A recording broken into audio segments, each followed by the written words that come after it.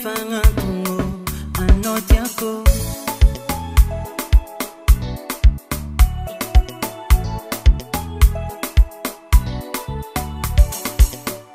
Efaela ekwa noti yazao Nyangat kwat mazava was fatimila mbara Rangu wela zana ngiriano Nyana chika nifanga tungo anoti yara dalanga mino Amya kwa noti javako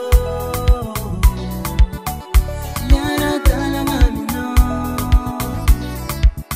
Amya kwa noti javako Santiye karato noti yazao milano Santiye chikare Tiazamba tiako Santiye Hey, hey, hey, hey, hey Santiye chikare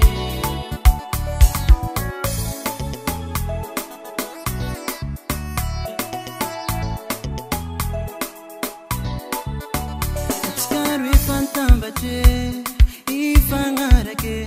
Fangirianga Wavila vite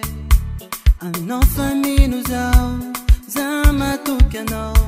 Fiaranga chiravanga Achika kosamintana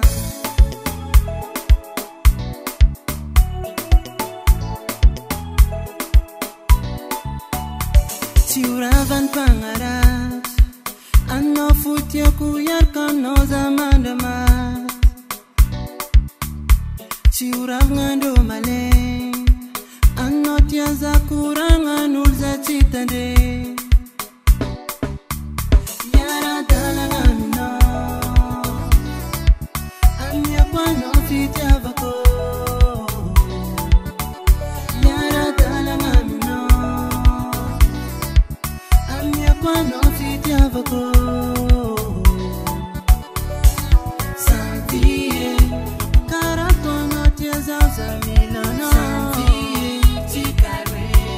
Tiazamba tiako Santiye Hey, hey, hey, hey, hey Santiye chikare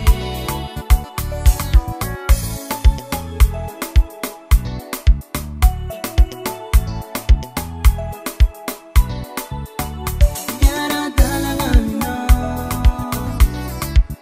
Amya kwa noti javako